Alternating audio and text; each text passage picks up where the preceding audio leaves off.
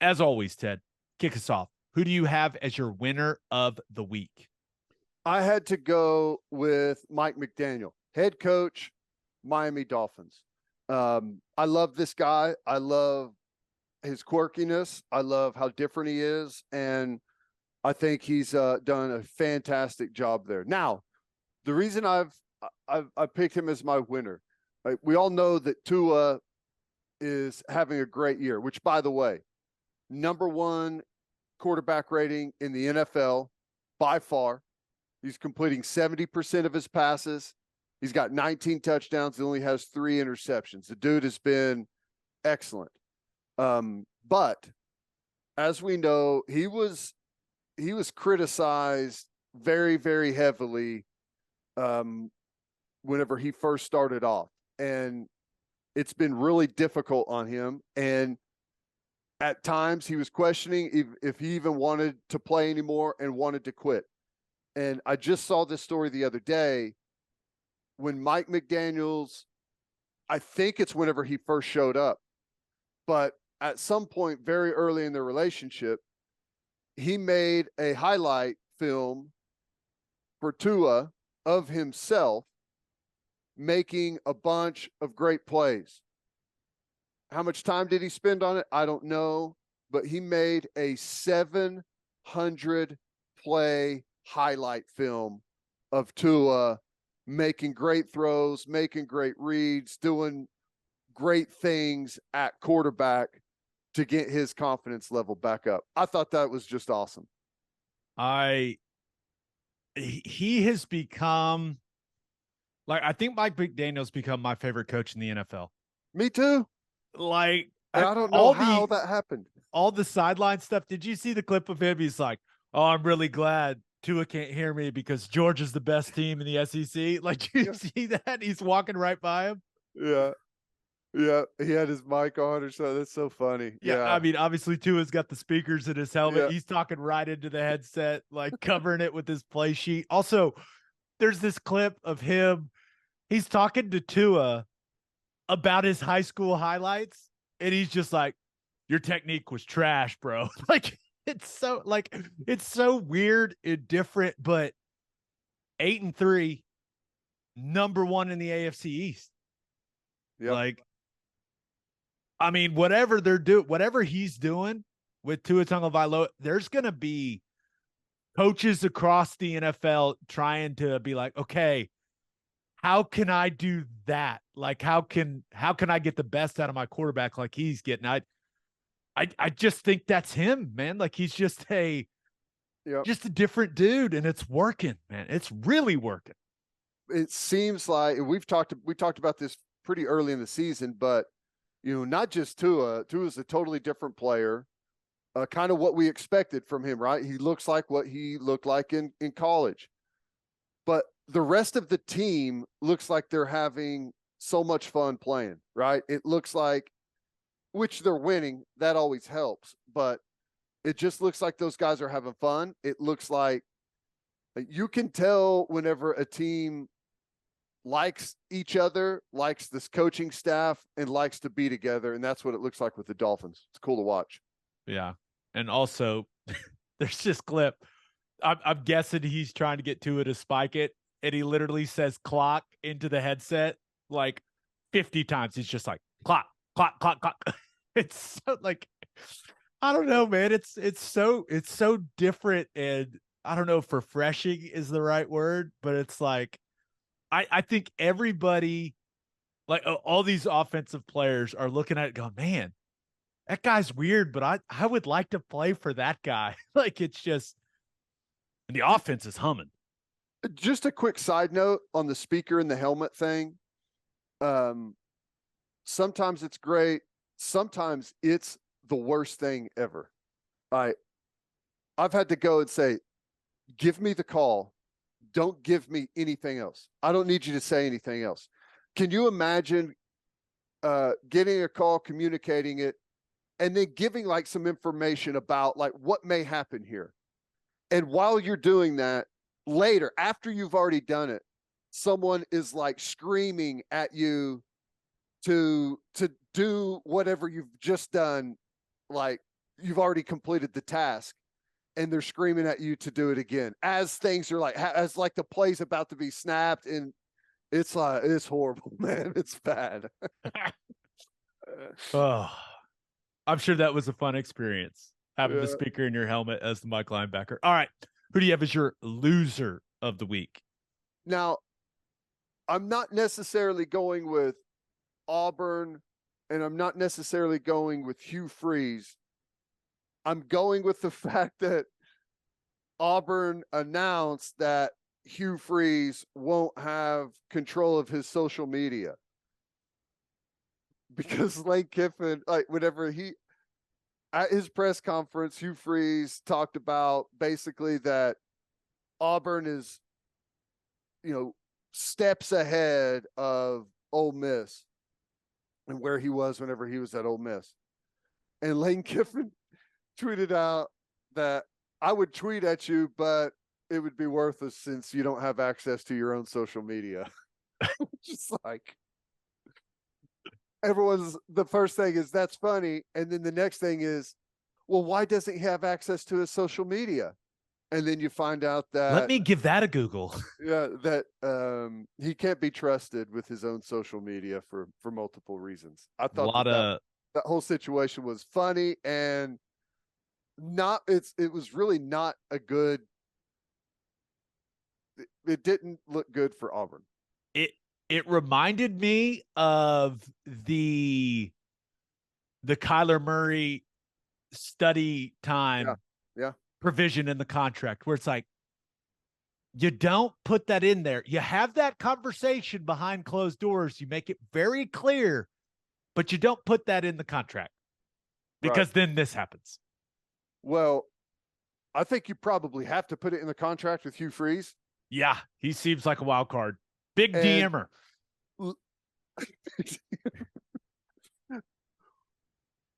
If you're about to hire someone for $6 million plus a year,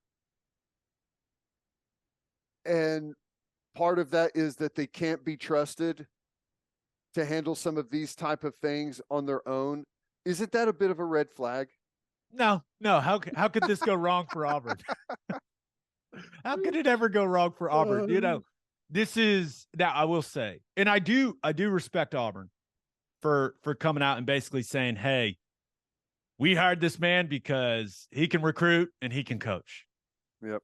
There was nothing that said, like, you go back and you think about when Venables got hired and the stuff that Josie said. Incredible man of character, leader of men, like he's gonna set these guys up for future success in life, like all that stuff. None of that came from Auburn. Which, listen, man, the guy, when he was at Ole Miss, he recruited players. A lot of the stuff he got in trouble for is now legal, right, with the NIL stuff. And yeah, you just gotta keep them away from dialing those hotlines, and keep them out of the DMs. Like, that is, if you can do those two things, like, he's proven he can recruit, he can coach, he can win. He beat Saban a couple times, right? When basically Bama was at the height of its powers. So it's clear they put winning over everything else. Yep. And we'll see how it works out for him. Why'd you hire Hugh Freeze? Because one way or another, he can find a way to have more points at the end of the game. Now, what happens between now and that moment, we don't know, but we're going to win some games. That's awesome. All right, let's get to my winner and loser. But first, First Fidelity Bank is a full-service financial institution based in Oklahoma with tailored solutions for all your personal and business needs, checking accounts, saving accounts, home loans, and much more. They do it all, whether it's online banking from your computer or mobile banking from your phone. Everything is stress-free with FFB. Making mobile deposits, paying bills online, and moving money to different accounts could not be easier. First Fidelity Bank also give back to the community. If FFB donates a total of more than $500,000 to local charities and educational foundations, make your life easier and go bank with First Fidelity Bank. Visit ffb.com for more information. And if you're a whiskey or bourbon drinker, stop what you're doing. Head to your favorite liquor store and buy some Balcones products. You got to grab some of Balcones Lineage single malt whiskey. It was voted one of the top 20 whiskeys in the world by Whiskey Advocate. and you'll be shocked by how affordable it is. Also, you got to snag some of Balcones baby blue corn whiskey. It's made from blue corn. That's the fancy corn. Yeah, and that's why it has won more than 25 awards. Last but certainly not least, you got to buy some of Balcones pot still bourbon. Its big flavors make it the perfect bourbon to drink year round. Remember back in 2012, Balcones Single Malt won the Best in Glass competition, beating brands like Johnny Walker and Macallan. This stuff is the real deal, people. If you love great whiskey and bourbon at a great price, then Balcones products are the only way to go. The whiskey may be made in Texas, but the owners are from Oklahoma. To find a liquor store that has it, visit balconesdistilling.com. All right, for my winner of the week, thought about going with Shai Gilgeous-Alexander. That was not a charge. Those aren't my words, right? At the end of that game, gets the Pelicans. Last 2-minute report said it wasn't a charge, said he should have gone to the free throw line. But the reason he was almost my winner of the week, Charles Barkley said he should be a starter in the All-Star game.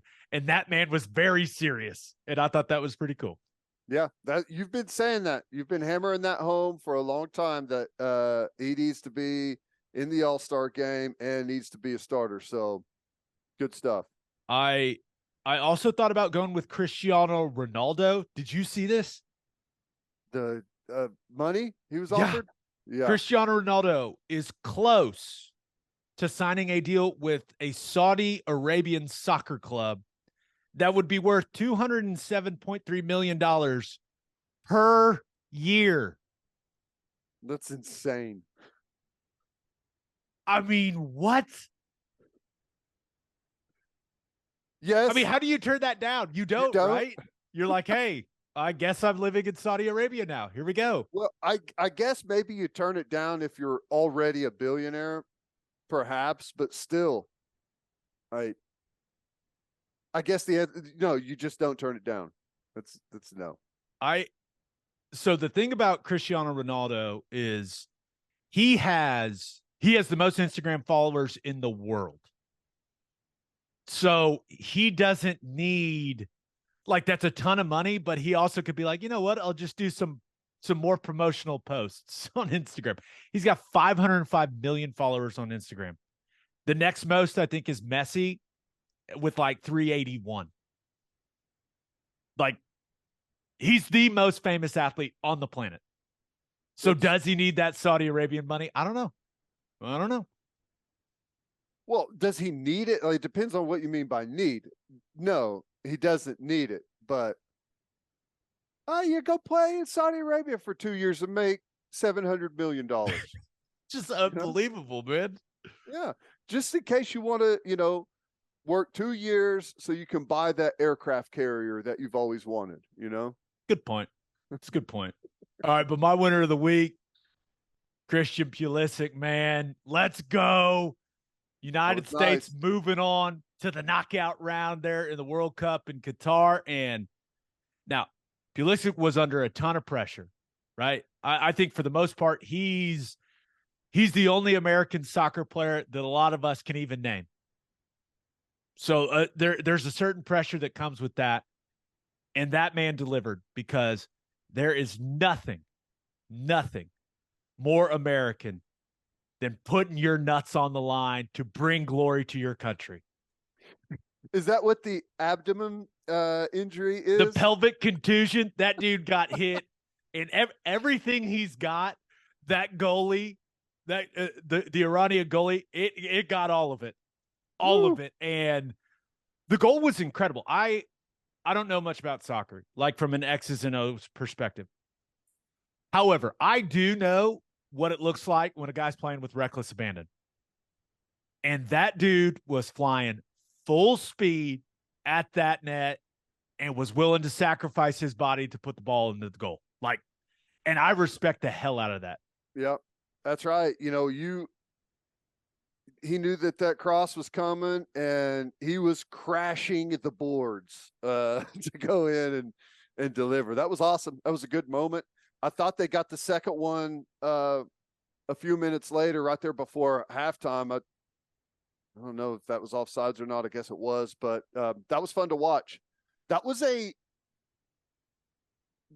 big pressure situation for a lot of reasons.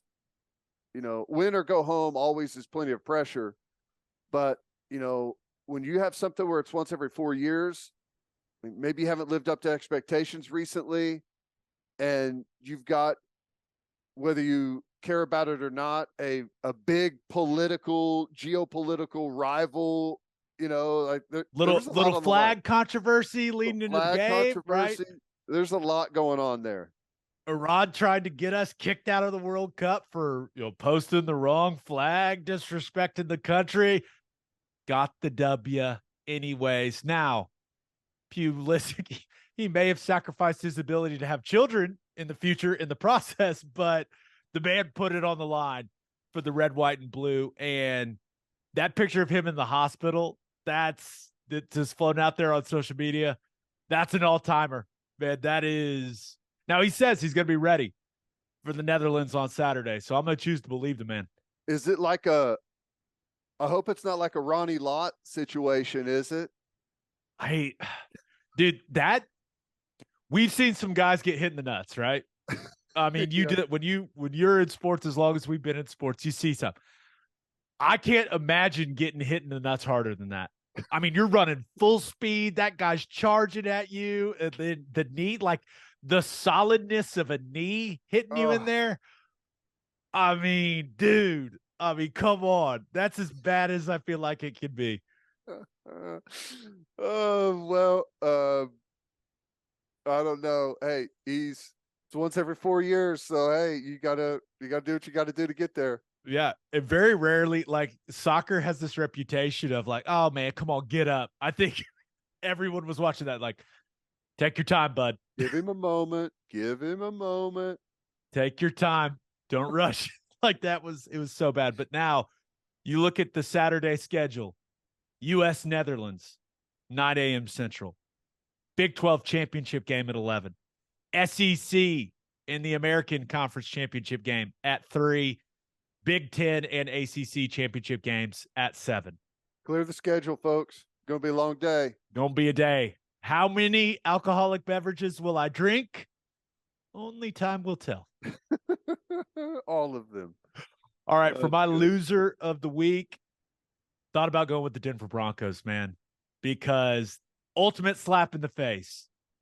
They have been flexed out of Sunday Night Football. So the NFL flexed Dolphins, Chargers to Sunday Night Football. It was supposed to be Chiefs, Broncos.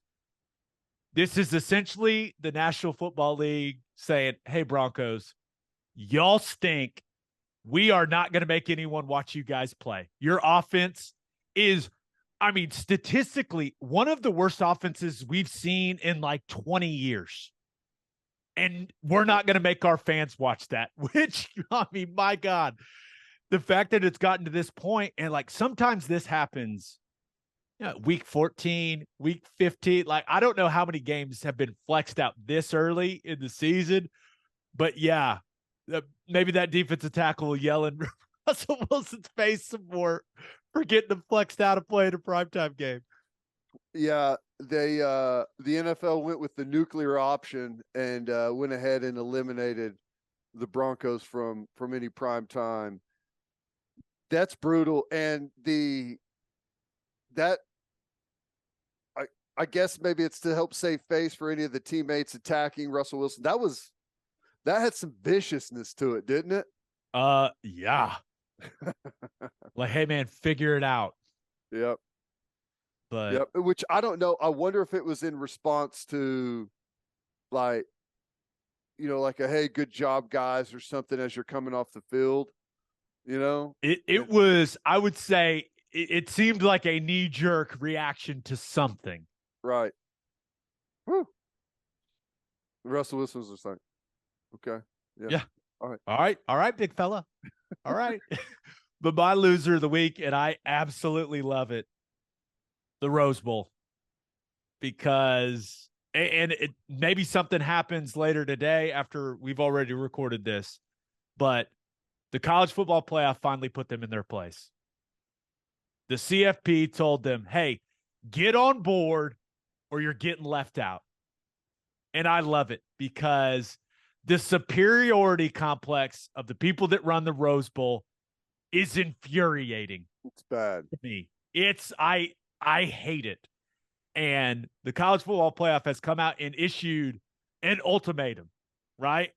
That basically said, you can agree to these terms that we are giving you so that we can expand the playoffs starting in the 2024 season, or maybe you get left out of these future contracts. And I love it. I love that they are bullying the Rose Bowl. I know all the articles say, "Oh, it's not a threat." That's exactly what it is. And I love that it's a threat.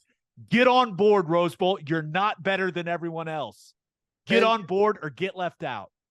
And that's what it shows. Not only does it, give them the ultimatum and it's a threat, it also exposes everyone to the only thing holding expansion up for 2024.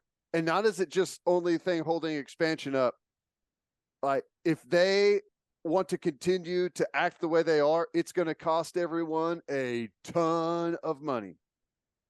Reportedly, $450 million will be left on the table if they do not expand it in the 2024 season. And remember, this is all about the Rose Bowl wanting to maintain their specific TV window, right? They want New Year's Day at 2 p.m. local time there in California, even when they're hosting a semifinal game. Yep. And it's just not going to happen. It's not going to happen. And I'll say, no one cares about your stupid parade. Nope. I get it. The mountains look beautiful that time of day. I'm not going to debate that. It's true. Beautiful scenery. I'm not watching the game for the mountains, Ted. Nope. I'm watching to watch two good football teams go at it. Yeah, the grass is green. It looks great. The symbol in the middle field, the paint, it's immaculate. Looks fantastic. But I'm watching the game for the teams. I don't care about the Rose Bowl committee. I don't care that it's in California. You can play that game. I want to watch the two good football teams play. That's why I am watching the game. And I get history, tradition, like I get it. But times have changed, man. And you got to change with it. I'm sorry. Deal with it, Rose Bowl. Yep. Now, everyone needs to understand this. They have until today to agree to the terms so we can expand by 2024. If they do not agree to the terms, we cannot expand to a 12-team playoff until 2026. It is an all or nothing deal. It has to be unanimous between everyone. So if they don't agree, that doesn't mean that we just axe them out, keep them out of future contracts, and go ahead with the plan without the Rose Bowl. That is not the deal. If they don't agree, you are forced to stay with the 4-team playoff until the 2026 season. That's the other part of it that sucks. Yeah. I'll just say this. They don't get on board. I'm sure old Stan Kroenke and his wife would be happy to create the Walmart Bowl and host it there at SoFi in LA, in the Rose Bowl's place. Or Allegiant Stadium in Vegas would be happy to host and be in that rotation. They better be careful, man. They're their own worst enemy. I'm telling you. If they don't agree to it, and they're the reason why everyone has to stay with the 4-team playoff and lose $450 million, I think hosting that game may be the least of their concerns. You know what I'm saying? Some people may find you, man. Yeah, that's what I'm saying.